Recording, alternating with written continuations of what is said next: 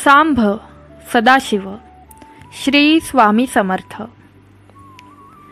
देवांचे देव महादेव तुझ्यावर कृपा करणार आहेत, म्हणून हा व्हिडिओ तुझ्यासमोर आला आहे।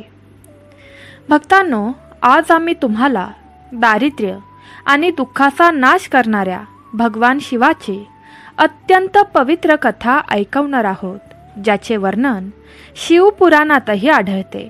आणि असे म्हणतात की जो कोणी प्रामाणिकपणे ही कथा सुरुवातीपासून शेवटपर्यंत खऱ्या मनाने ऐकतो, त्याच्या घरी गरिबी कधीच येत नाही। ही कथा ऐकल्यानंतर आजारी व्यक्तीला त्याच्या सर्व रोगांपासून आराम मिळतो। आणि या कथेद्वारे आम्ही तुम्हाला हे देखील सांगणार आहोत की श्रावणामध्ये भगवान शिवाच्या कथा ऐकून कोणाला यश मिळते। त्यामुळे ही कथा आपण सर्वांनी सुरुवातीपासून शेवटपर्यंत ऐकावी, ही मनापासून विनंती। आणि जर कोणीही भगवान शिव आणि माता पार्वतीची ही कल्याणकारी कथा ऐकली तर त्याची भगवान शंकरावरील भक्ती शतपटीने वाढते। जर तुम्ही भगवान शिवाचे भक्त असाल तर तुम्ही भगवान शिवांचा अनादर करू नका। ही पवित्र कथा सुरू करण्यापूर्वी जर तुम्हा सर्वांना हा व्हिडिओ आवडला असेल तर कृपया व्हिडिओला लाईक करा आणि कमेंट बॉक्समध्ये हर हर महादेव कमेंट करा। भगवान भोलेनाथ तुमच्या सर्व इच्छा पूर्ण करतील आणि तुमच्या कुटुंबावरील तुमच्यावरील सर्व संकटे नष्ट करतील। चला तर मग या शक्तिशाली पवित्र कथेला सुरुवात करूया। एक पंडित त्याच्या पत्नी आणि मुलासोबत राहत होता। त्यांच्या मुलाचे नाव सोमनाथ होते। तो पंडित रोज सकाळी उठून आंघोळ करून तुळशीच्या रोपाला पाणी घालत असे आणि रोज त्या शहरातील त्या नगरातील सर्व घरोघरी जाऊन कथा सांगत असे। पण त्या पंडिताने केलेली सर्व कामे त्यांच्या पत्नीला अजिबात आवडत नसायची, कारण त्या पंडिताची पत्नी अनेक वर्षे भगवान भोलेनाथांची पूजा करायची आणि श्रावण महिन्यातील सर्व सोमवारी व्रतही ठेवायची। मात्र हे सर्व करूनही त्यांना गरिबीचा सामना करावा लागला। त्यामुळे पंडिताच्या पत्नीला भगवान भोलेनाथांचा खूप राग आला आणि त्यांनी त्यांची पूजा करणे बंद केले। त्याचप्रमाणे पंडित तरुण होता तोपर्यंत ते भगवान भोलेनाथांची कथा सांगून आणि पूजा अर्चा करून कुठून तरी मिळणाऱ्या पैशातून कुटुंबाचा उदरनिर्वाह करत असत। मग एके दिवशी पंडिताची पत्नी पुन्हा भगवान भोलेनाथाची पूजा करू लागते।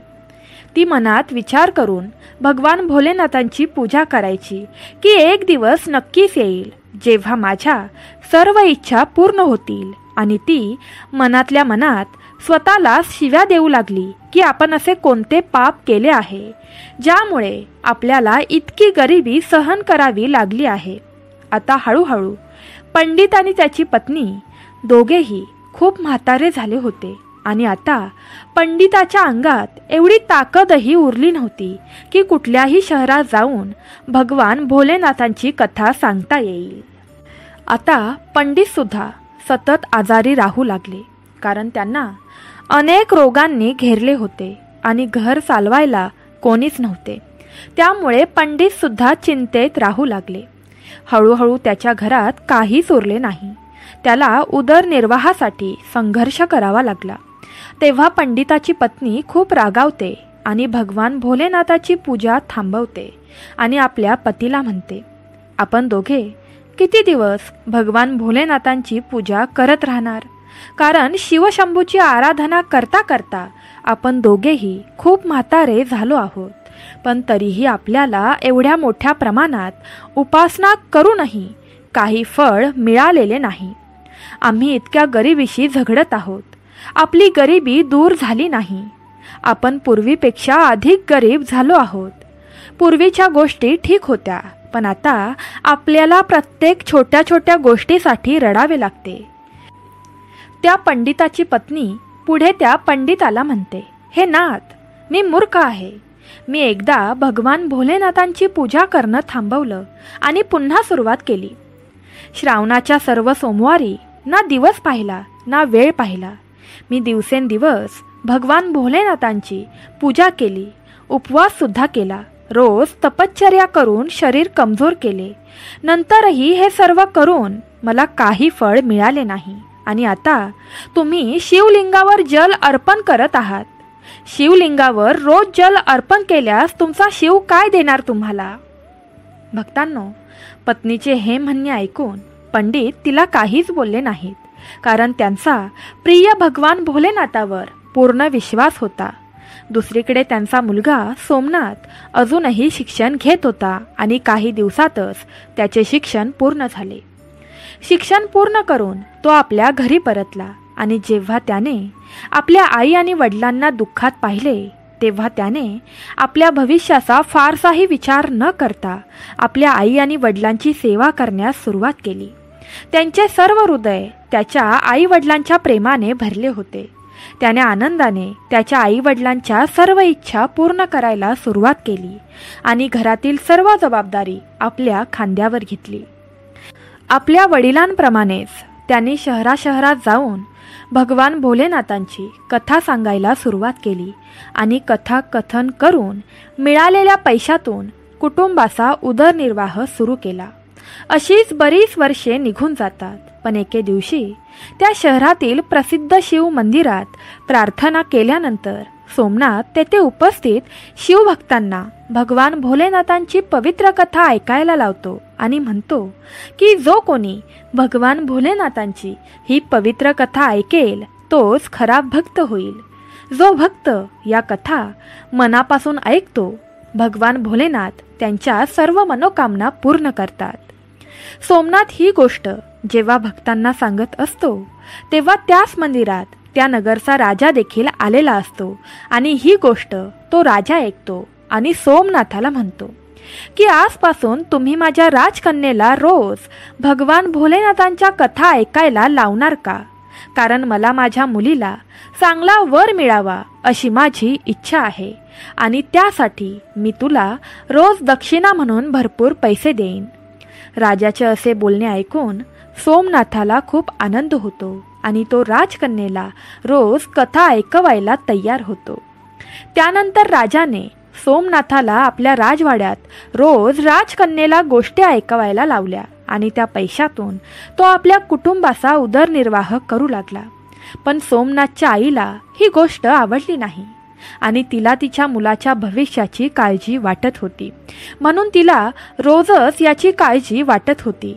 मग एके दिवशी पंडिताची पत्नी आपल्या पतिदेवांना म्हणते, मला माझ्या मुलाच्या भविष्याची चिंता आहे, कारण आमचे आयुष्य कसे तरी कमी झाले आहे. परंतु मला आपल्या मुलाच्या भविष्याची, आमच्या मृत्यूनंतर त्याचे काय होईल आणि आपल्या भक्तिपूजेची चिंता आहे. आपला मुलगा राजाच्या महालातून जी काही दौलत घेऊन येतो त्या धनाने आपल्या कुटुंबाचे पोट भरते, पण बाकीच्या सर्व मनोकामना कशा पूर्ण होतील? काय आता आपण फक्त पोट भरण्यासाठीच जगायचं का? भक्तांनो, जेव्हा ही गोष्ट माता पार्वती यांनी ऐकली तेव्हा माता पार्वती त्वरित भगवान भोलेनाथ यांच्याकडे पोहोचली. तेव्हा भगवान भोलेनाथजींनी विचारले, हे देवी पार्वती, आज तू खूप चिंतेत दिसत आहेस. तेव्हा माता पार्वतीजी भगवान भोलेनाथांना म्हणाली, हे शिवशंभू, तू त्रिकाल शक्ती आहेस, तुला सर्व काही माहीत आहे, तरीही अजूनही हा प्रश्न विचारत आहेस. चला मी सांगू का मी इतकी चिंतेत का आहे? माझ्या चिंतेचे कारण हे आहे की पंडित आणि त्याची पत्नी, तुम्ही या पती पत्नीची परीक्षा का घेत आहात? हे पंडित तुझे प्रखर भक्त आहेत, पण तुम्ही त्याचे जीवन फक्त अडचणींनी भरलेले आहे. तुम्ही त्याला त्याच्या पूजेचे फळ दिले नाही, म्हणून मी तुम्हाला विनंती करते की आता तुम्ही त्याच्या जीवनाची काळजी घ्या, अन्यथा पुजारी आणि त्याची पत्नी तुमची पूजा करणं थांबवतील आणि तुमच्यावरचा त्यांचा विश्वास पूर्णपणे कमी होईल. आणि माता पार्वतीचे हे शब्द ऐकून भगवान भोलेनाथ माता पार्वतीला म्हणतात, हे देवी पार्वती, काळजी करू नकोस, कारण त्या ब्राह्मणाच्या सौभाग्याचे बीज आम्ही पेरले आहे. आम्हा दोघांना त्या पंडिताच्या घरी जायचे आहे आणि आपल्याला पृथ्वीवर शिवलीला करायची आहे असे म्हणत भगवान भोलेनाथजी माता पार्वतीसह पृथ्वीकडे निघतात आणि पृथ्वीवर आल्यावर दोघेही ऋषींचे रूप धारण करतात. साधूचे रूप धारण करून ते पंडिताच्या घराजवळ पोहोचतात आणि मोठ्याने त्या पंडिताला हाक मारतात, अलक निरंजन, घरात कोणी आहे का? हा आवाज ऐकून तो वृद्ध झालेला पंडित धावत येतो आणि म्हणतो, हे मुनिवर, तुमचे स्वागत आहे. मला सांगा, मी तुम्हाला कशी मदत करू? मग भगवान भोलेनाथ ऋषींच्या रूपात त्या पंडिताला म्हणाले की आम्हाला आज रात्री तुमच्या घरी आराम करायचा आहे. तेव्हा तो वृद्ध पंडित मनात विचार करतो की हे तर आमचे पाहुणे आहेत, मी त्यांना नकार देऊ नये, कारण त्यांना वाईट वाटले तर तो माझ्यासह माझ्या संपूर्ण कुटुंबाला शाप देऊ शकतो. पण माझ्या मुलाला कसे तरी पैसे मिळतात, म्हणून मी त्यांचे स्वागत कसे करणार? माझा मुलगा खूप कष्ट करून, खूप मेहनत करून राजाच्या राजकन्येला कथा सांगून मिळेल तेवढे थोडेफार धन घेऊन घरी येतो आणि त्याच्या आई वडिलांचे पोट भरतो. आता आमच्याकडे काहीच शिल्लक राहिले नाही. मी यांचा पाहुणचार करू तरी कसा? मी आता यांचे जेवण कशा प्रकारे बनवू मला समजत नाही. पंडित मनातल्या मनात बोलू लागला, हे मुनिवर, माझा मुलगा एका राजाच्या मुलीला भगवान भोलेनाथांच्या कथा सांगून आमच्या तिघांचं पोट कसं तरी भरतो. त्यामुळे मी खूप प्रयत्न करून फक्त एकाच वेळेच्या जेवणाची सोय करू शकतो. ही गोष्ट ऐकून साधूंचं रूप घेऊन आलेल्या भोलेनाथांनी त्या वृद्ध पंडिताच्या हातात एक पात्र दिले आणि त्यांना म्हणाले की आजपासून तुमच्या पत्नींना या पात्रामध्ये जेवण करायला सांगा, त्यामुळे आपल्या सर्वांसाठी भोजन तयार होईल. साधूंनी सांगितल्याप्रमाणे त्या पात्रामध्ये सर्वांच्या भोजनाची तयारी होते. हे सर्व दृश्य पाहून ते तिघेही खूप आश्चर्यचकित झालेले. त्याच दुसऱ्या दिवशी, प्रेमळ भक्तांनो, त्याच्या दुसऱ्या दिवशी सोमनाथ राजकन्येला कथा ऐकवण्यासाठी जायला निघालाच होता. तेवढ्यात साधूंचे रूप धारण केलेल्या भोलेनाथजींनी सोमनाथाला विचारले, हे पुत्र, तू कुठे जात आहेस? तेव्हा सोमनाथांनी त्यांना सांगितले, हे ऋषी, मी आता या नगरीच्या राजाच्या कन्येला कथा ऐकवायला जात आहे. तेव्हा साधूचे रूप धारण केलेले भोलेनाथ सोमनाथांना म्हणतात, हे पुत्रा, आज जेव्हा तू राजकन्येला कथा ऐकवायला जाशील तेव्हा तू तिला विचारशील की तिची कोणती इच्छा पूर्ण होण्यासाठी ती प्रतिदिन भगवान भोलेनाथाची कथा ऐकते. अशा प्रकारे सोमनाथ राजवाड्यात पोहोचतो आणि राजकन्येला कथा ऐकायला सांगतो. साधूंनी सांगितल्याप्रमाणे सोमनाथ राजकन्येला एकच प्रश्न विचारतो की तुझी कोणती इच्छा पूर्ण व्हायची बाकी आहे. तेव्हा राजकन्या सोमनाथला म्हणते, माझी ही इच्छा पूर्ण व्हावी म्हणून मी रोज भगवान भोलेनाथांच्या कथा ऐकते, जेणेकरून मला असा वर मिळावा की ज्याची सर्व नगरात चर्चा होईल. त्याच्या डोक्यावर चंद्र आणि सूर्य असतील आणि त्याचे नशीब इतके चांगले असेल की त्याच्या घरी कोणत्याही गोष्टीची कमतरता नसेल. त्याने अशी लग्नाची मिरवणूक काढावी की आजपर्यंत अशी मिरवणूक कोणाचीच निघाली नसेल. राजकुमारीचे हे शब्द ऐकून सोमनाथ घरी परततात आणि ऋषींचे रूप धारण केलेल्या भगवान भोलेनाथांना या सर्व गोष्टी सांगतात. तेव्हा भगवान भोलेनाथ सोमनाथाला म्हणतात, हे बेटा, ठीक आहे, आता दुसऱ्या दिवशी जेव्हा तू राजकुमारीला कथा ऐकवायला जाशील तेव्हा पुन्हा तोच प्रश्न विचार. जर राजकन्येने तुला कालच्या गोष्टी सांगितल्या तर तू त्वरित तिला सांग की तुला पाहिजे तो मीच आहे आणि तेथून पळून जा. तेव्हा सोमनाथ ऋषींच्या रूपात असलेल्या भगवान भोलेनाथांना म्हणतात, हे ऋषी, मी गरीब पंडित आहे आणि त्या या नगराच्या राजाची मुलगी आहे. आमचे लग्न कसे होणार आणि तिने दिलेल्या दक्षिणेवर माझे घर चालते. पण जेव्हा राजाला कळेल की माझ्यासोबत या गरीब मुलासोबत त्याच्या मुलीचे लग्न करायचे आहे तेव्हा तो मला व माझ्या संपूर्ण कुटुंबाला मृत्यूदंड देईल. म्हणून मला क्षमा करा, कारण मी हे करू शकत नाही. सोमनाथाचे म्हणणे ऐकून भगवान भोलेनाथजी ऋषींच्या रूपात सोमनाथाला म्हणाले, हे बेटा, ठीक आहे, आम्ही तुम्हाला या क्षणी संपूर्ण कुटुंबासमवेत अभिशाप देऊ. या प्रकारे त्या साधूंच्या चमत्काराने सोमनाथ आधीच खूप घाबरला होता. आता पुन्हा त्यांच्याकडून असे शब्द ऐकून तो आणखीनच घाबरला आणि त्याच्या मनात विचार सुरू झाला की राजानंतर का होईना माझ्या कुटुंबाला आणि मला मृत्यू देणारच आहे. आणि आता हे साधू मला आणि माझ्या कुटुंबाला अभिशाप द्यायला बसले आहेत. त्यापेक्षा मी या साधूचे पहिला ऐकतो. कधी ना कधी जीव जाणारच आहे असा विचार करून त्यांनी त्यांना आश्वासन दिले की तुम्ही सांगितलेली गोष्ट मी करायला तयार आहे. आणि राजवाड्यात जाऊन सोमनाथाने राजकन्येला परमेश्वराची कथा ऐकवायला सुरुवात केली. सोमनाथांनी महालात पोचल्यावर राजकन्येला भगवान भोलेनाथांची कथा सांगितली आणि तोच प्रश्न आज पुन्हा विचारला. तेव्हा राजकन्येने पुन्हा तेच उत्तर दिले जे तिने पहिल्या दिवशी दिले होते. मग साधूंचे रूप धारण केलेल्या भोलेनाथांनी सोमनाथाला जे बोलायला लावले होते ते सोमनाथ राजकन्येला बोलला आणि तिथून निघून गेला.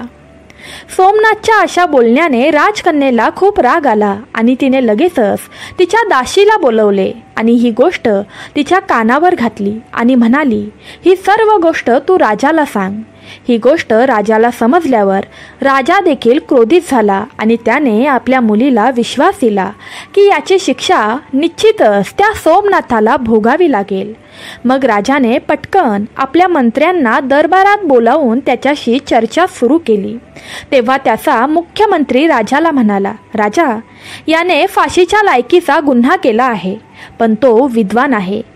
कारण जर तुम्ही त्याला फाशी दिली तर तुमच्यावर ब्राह्मण हत्येचे गंभीर पाप असेल. म्हणून आम्ही त्याला वेगळी शिक्षा दिली पाहिजे, जेणेकरून तुम्हाला ब्राह्मणाच्या हत्येचे गंभीर पाप वाटू नये.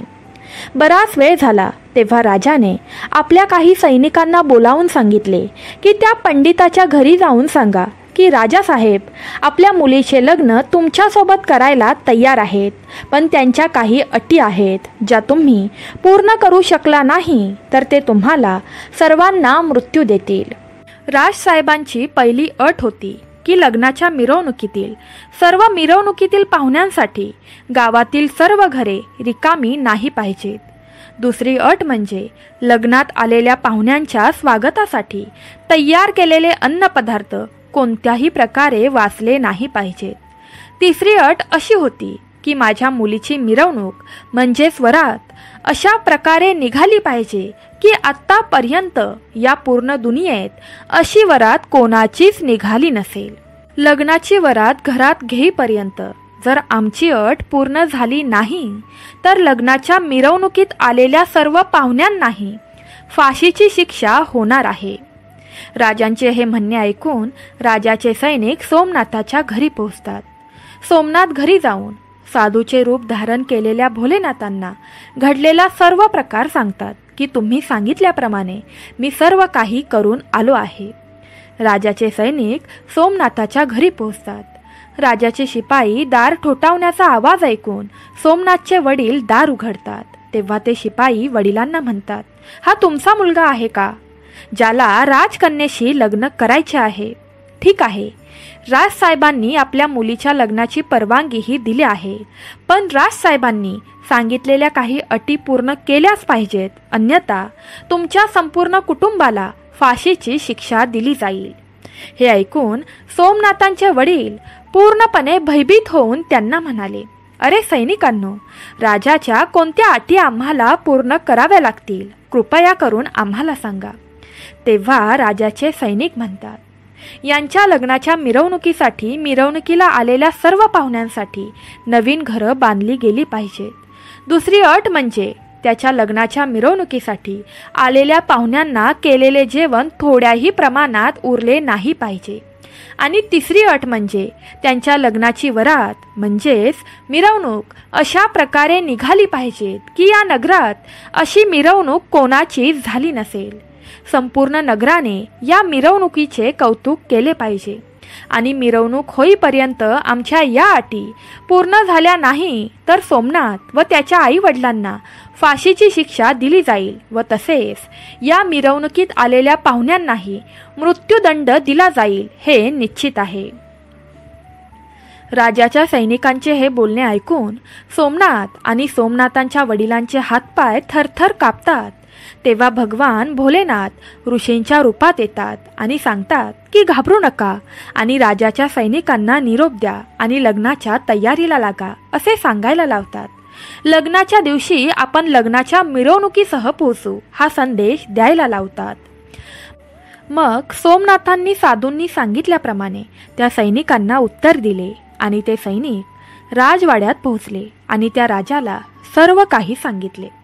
परंतु जेव्हा राजाला सोमनाथाकडून सकारात्मक उत्तर मिळाले हे समजले तेव्हा तो खूप आश्चर्यचकित झाला. राजा मनात विचार करू लागतो की हा कोणत्या आत्मविश्वासावर माझ्या मुलीशी लग्न करायला तयार झाला आहे. माझा कोणता शत्रू त्याची साथ तर देत नसेल असा विचार राजाच्या मनात येतो.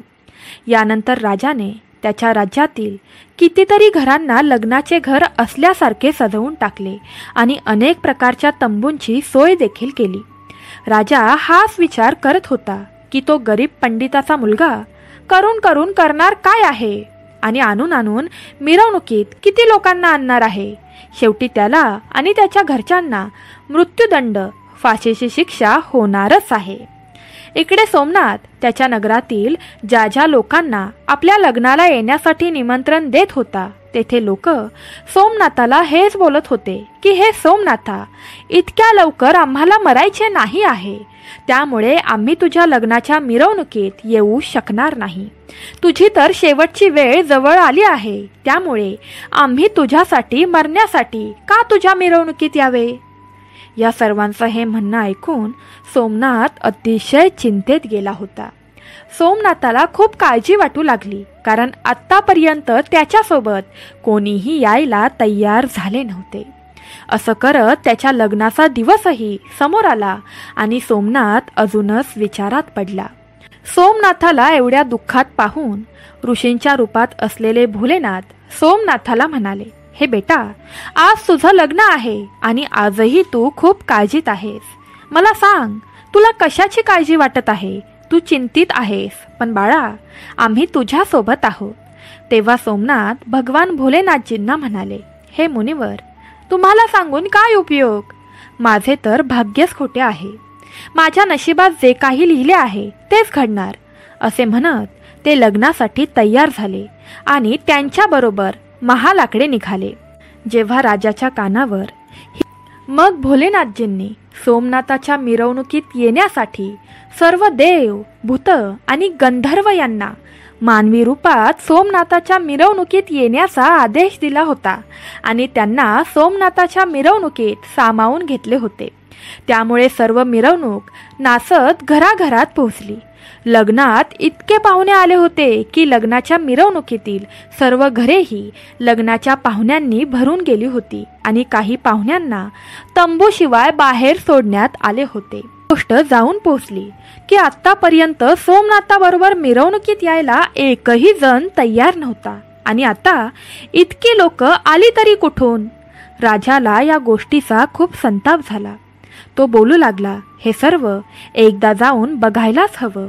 असा विचार करून राजा ताबडतोब तेथे पोहोचला आणि जेव्हा भगवान भोलेनाथजींनी राजाला लग्नाच्या मिरवणुकीत येताना पाहिले तेव्हा त्यांनी शुक्र आणि शनिदेव यांना मुलांचे रूप धारण केले आणि त्यांचा भुकेमुळे शोक केला.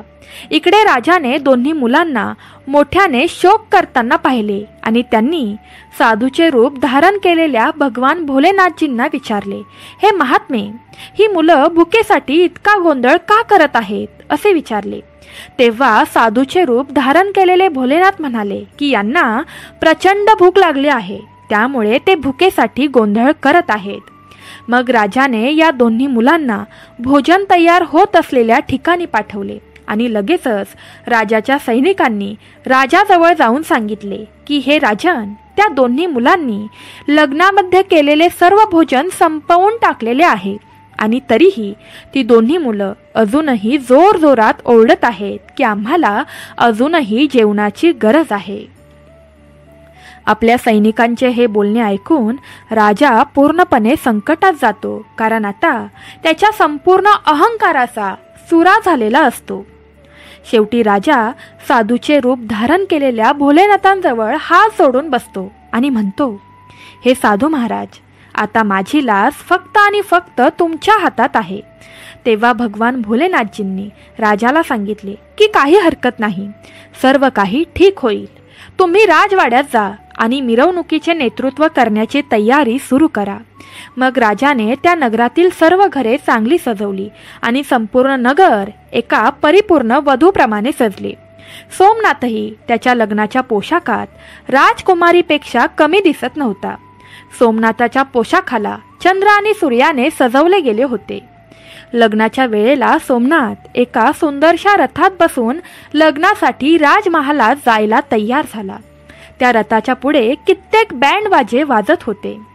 सोमनाथाच्या मिरवणुकीचे असे दृश्य पाहून त्या नगरातील काही लोक म्हणू लागली, या पंडिताचे भाग्य पहा, त्याच्या मस्तकाचा आधार चंद्राने सजवला आहे.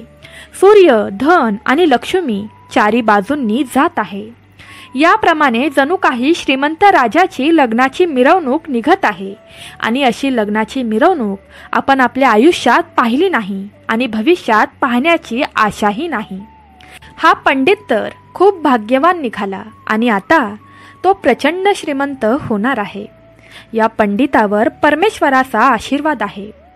लोकांचे शब्द ऐकून माता पार्वतीजी भगवान भोलेनाथांना म्हणाली, हे भगवान, हे खरे आहे की ज्याला तुमचा आशीर्वाद मिळतो, ज्याच्यावर तुमची कृपा होते, त्याच्यासाठी अंधाऱ्या भांडाराचे कुलूप उघडतात, त्याच्यावर चमत्कारांचा वर्षाव प्राप्त होतो आणि त्याच्या रडक्या नशिबाचे फासे बदलतात.